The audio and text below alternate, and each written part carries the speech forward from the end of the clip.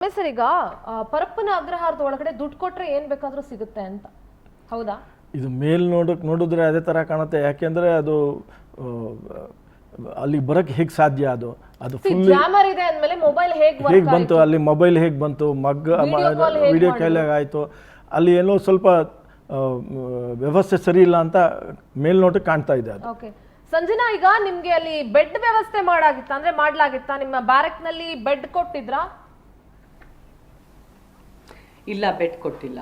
Because Darshan ಇರೋ ಕಡೆ bed ವ್ಯವಸ್ಥೆ ಮಾಡಲಾಗಿದೆ. ಸೊ ಅದಕ್ಕೆ ಪರ್ಮಿಷನ್ ಇಲ್ಲ ಆಕ್ಚುಲಿ.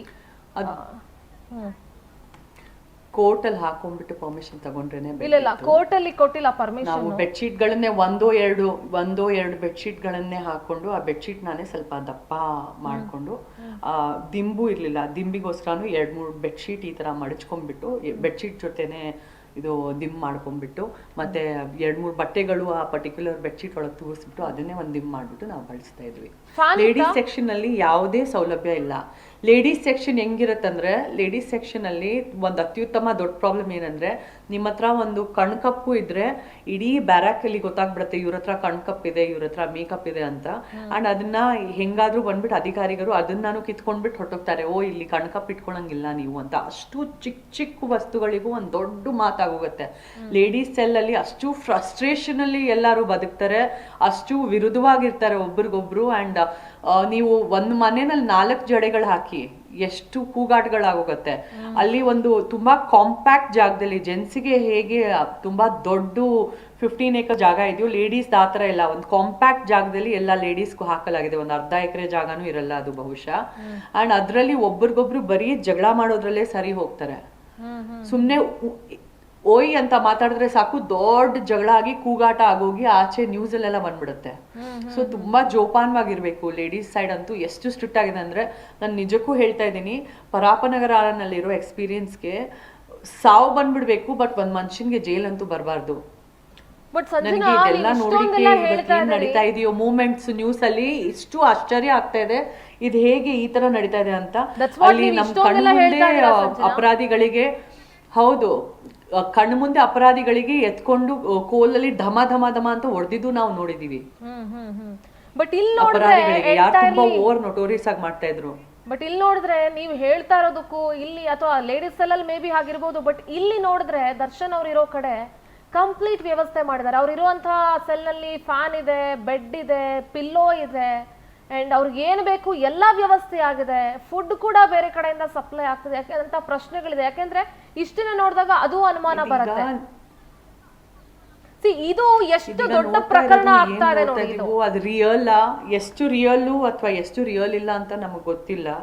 ಈ ವಿಡಿಯೋ ಯಾವಾಗ ತೆಗಿಯಲಾಗಿದೆ, ಆ ಬೆಡ್ಡು ಅವ್ರು ಕೂತ್ಕೊಂಡಿರೋ ಬೆಡ್ ಆ ಕ್ಷಣಕ್ಕೆ ಕೂತ್ಕೊಂಡಿದಾರ, ಆ ಸೆಲ್ಲಲ್ಲೇ ಅವ್ರು ಇರ್ತಾ ಇದಾರ, ಅಥವಾ ಅದು ಅವ್ರ ಸೆಲ್ಲ ಅಥವಾ ಅದು ಬೇರೆ ಅವ್ರದ್ದು ಸೆಲ್ಲ? ಬಿಕಾಸ್ ಅಲ್ಲಿ ಸೆಲ್ಲಲ್ಲಿ ಸುಮ್ನೆ ಬೆಡ್ ಎಲ್ಲಿಂದ ಬರುತ್ತಮ್ಮ? ಬೆಡ್ ಏನು ಒಂದ್ ಚಿಕ್ಕ chocolate,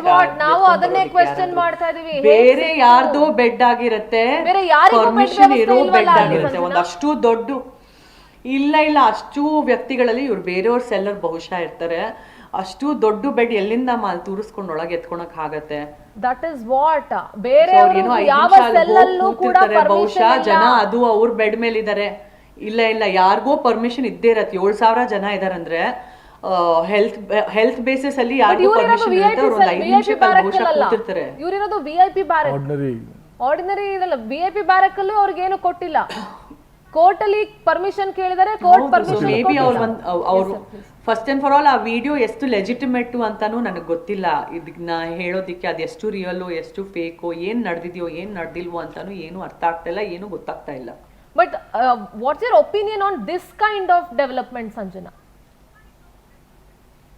it's very shocking and ತುಂಬ ಬೇಜಾರಾಗ್ತಾ ಇದೆ. ಬಿಕಾಸ್ ಏನಾಗ್ತಾ ಇದೆ, ಎಲ್ಲ ಪೊಲೀಸ್ಗಳ ಮೇಲೆ ಒಂದು ಕ್ವಶನ್ ಬರ್ತಾ ಇದೆ. ಇದು ಅಷ್ಟು ಡಿಸಿಪ್ಲಿನ್ ಆಗಿರೋ ಒಂದು ಜಾಗದ ಬಗ್ಗೆ ಈ ಥರ ಮಾತಾಡ್ತಾ ಇದ್ದಾರೆ ಅಂದರೆ ನನಗಂತೂ ತುಂಬಾ ಶಾಕ್ ಆಗ್ತಾ ಇದೆ. ದಟ್ ಆ ದಿನಗಳಿದ್ದಿದ್ದು ನಾವು ನೋಡಿದ್ದೆ ಬೇರೆ, ಇವಾಗ ಕಾಣಿಸ್ತಾ ಇರೋದು ತೋರಿಸ್ಕೊಳ್ತಾ ಇರೋದೇ ಬೇರೆ. ನಿಜಕ್ಕೂ ಇಷ್ಟೆಲ್ಲ ಆಗ್ತಾ ಇದೆಯಾ ಅಂತ ಆಶ್ಚರ್ಯ ಆಗ್ತಾ ಇದೆ. ಆ್ಯಂಡ್ ಪೊಲೀಸ್ರವ್ರು ಅಲ್ಲಿ ತುಂಬ ಶ್ರಮೆ ಪಡ್ತಾರೆ ಆ್ಯಕ್ಚುಲಿ ಡಿಸಿಪ್ಲಿನ್ ಮೇಂಟೈನ್ ಮಾಡೋಕ್ಕೆ. It's very difficult. 7,000 ಜೆಂಟ್ಸ್ ಒಂದ್ ಕಡೆ ಕಂಟ್ರೋಲ್ ಮಾಡ್ಬೇಕು, ಅದು ಇಷ್ಟು ಗತ್ತಿರೋ ಜೆಂಟ್ಸ್ ಅಲ್ಲಿ ಇರ್ತಾರೆ, ತುಂಬಾ ಗತ್ತಿರೋ ಜೆಂಟ್ಸ್ ಅಲ್ಲಿ ಇರ್ತಾರೆ.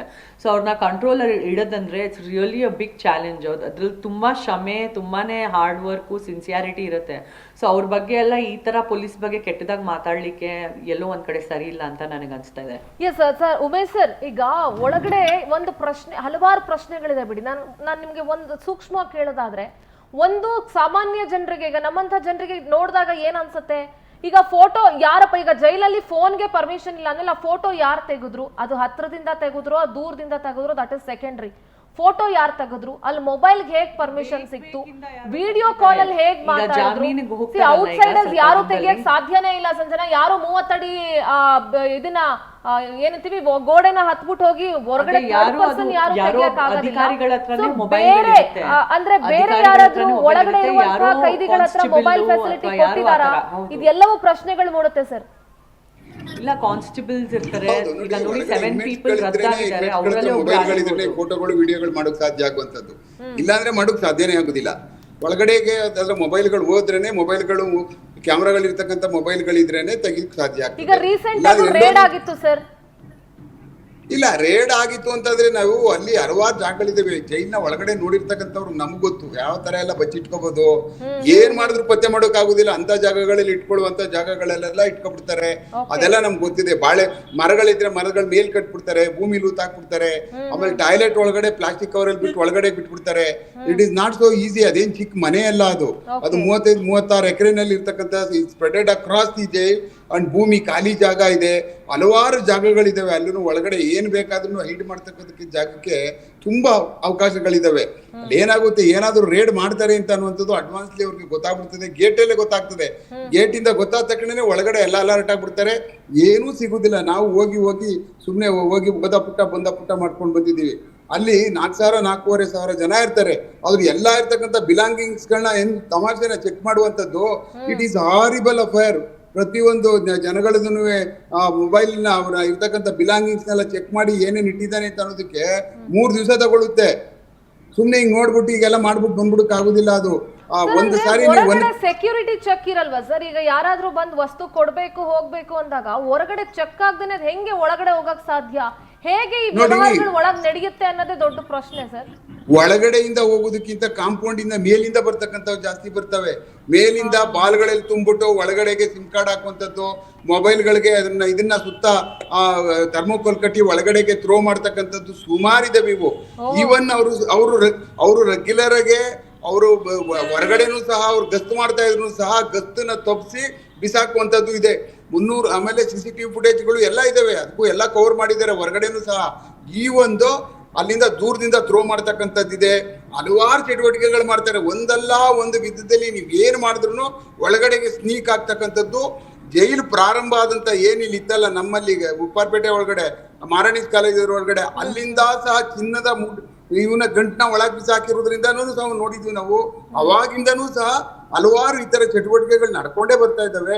ಬಟ್ ಇದನ್ನ ನಡೀಬಾರ್ದು ಅಂತ ಹೇಳಿದ್ರೆ ಬಹಳ ಬಲಾಢ್ಯವಾದಂತಹ ಅಲ್ಲಿ ಜೈಲು ವಾರ್ಡನ್ಗಳು ಬೇಕು, ಮತ್ತೆ ಜೈಲ್ ಕಮಿಟೆಡ್ ಸಿಬ್ಬಂದಿಗಳು ಬೇಕು. ಅವ್ರು ಯಾವ ಕಾರಣಕ್ಕೂ ಅದಕ್ಕೆ ಶಾಮೀಲಾಗಬಾರ್ದು. ಒಂದು ಚೂರು ಶಾಮೀಲಾದ್ರೆ ಈ ತರ ವಿಚಾರಗಳಲ್ಲಿ ಬ್ಯಾಟ್ರಿಗಳು, ಮೊಬೈಲ್ಗಳು ಬ್ಯಾಟ್ರಿ ಚಾರ್ಜ್ ಮಾಡ್ಬಿಡುದು, ಮನೆಯಿಂದ ತಗೊಂಡೋಗಿ ಬ್ಯಾಟ್ರಿ ಚಾರ್ಜ್ ಮಾಡ್ಬಿಟ್ಟು ಅವರೇ ತಗೊಂಡೋಗಿ ಅವ್ರು ಕೊಡ್ತಕ್ಕಂಥ ಇದೆಲ್ಲ ನೋಡಿದ್ವಿ ನಾವು. ಇದೆಲ್ಲ ಮಾಡ್ಬಿಡ್ತಾರೆ. ಯಾರು ಮಾಡ್ತಾರೆ? ಕೆಲವಷ್ಟು ಕೆಳಮಟ್ಟದ ವಾರ್ಡನ್ಗಳು ಮಾಡೋದ್ರಿಂದ ಈ ಮೇಲ್ಮಟ್ಟದ ಅಧಿಕಾರಿಗಳ ಕುತ್ತಿಗೆಗೆ ಬರ್ತದೆ. ಪ್ರತಿ ನಿಮಿಷ ಪ್ರತಿ ಸೆಕೆಂಡು ಮೇಲ್ಮಟ್ಟದ ಅಧಿಕಾರಿಗಳು ಯಾವಾಗ್ಲೂ 365 ನೋಡಕ್ ಆಗಲ್ಲ. ಮನುಷ್ಯ ನಾವು. ಯಾಕೆಂದ್ರೆ 4,000-5,000 ಜನಗಳನ್ನ ಅದನ್ನ ನಿಯಂತ್ರಿಸಬೇಕು, ಮತ್ತೆ ಅವ್ರನ್ನ ಕಣ್ಗಾವಲಲ್ಲಿ ಇಟ್ಕೋಬೇಕು ಅನ್ನುವಂಥದ್ದು it is not so easy. Jail maintain ಮಾಡುವಂಥದ್ದು ನೀವು ಮಾತಾಡುವಷ್ಟು ಸುಲಭದ ಮಾತಲ್ಲ ಅದು. ಇಡೀ ಬ್ರಹ್ಮಾಂಡದ ಎಲ್ಲಾ ಅಪರಾಧಗಳನ್ನ ಮಾಡ್ಕೊಂಡು ತುಂಬಿಕೊಂಡು ಅಲ್ಲಿ ಬಂದು ಇರ್ತಾರೆ. ಅವ್ರನ್ನ ಮನವೊಲಿಸಿ, ಅವ್ರನ್ನ ಸರಿಯಾಗಿ ಇಟ್ಕೊಂಡು, ಅವ್ರಿಗೆ ಸರಿಯಾಗಿ ಊಟ ಮಾಡಿಸಿ ಮಲಗಿಸಿ ಅವ್ರ ಲೆಕ್ಕ ತಗೊಳ್ಳೋದೇ ಒಂದು ಬಿಗ್ಗೆಸ್ಟ್ ಚಾಲೆಂಜು. ಬಹಳ ಕಷ್ಟ ಇದೆ. ಆದ್ರೂ ಇಂಥದ್ದೆಲ್ಲ ಆಗೋದಕ್ಕೆ ಬಿಡಬಾರದು. ಮತ್ತೆ ಓಪನ್ ಆಗಿ ಕೂತ್ಕೊಂಡು ಈ ತರ ಚಿತ್ರಗಳು, ಮೊಬೈಲ್ಗಳು ಆಚೆ ಬಂದಾಗ ಏನಾಗುತ್ತೆ ಅಂದ್ರೆ it creates an insecurity to the society. Okay right sir, thank you so much Umesh sir, ಕಾರ್ಯಕ್ರಮದಲ್ಲಿ ಭಾಗಿಯಾಗಿದ್ದಕ್ಕೆ ಥ್ಯಾಂಕ್ ಯು.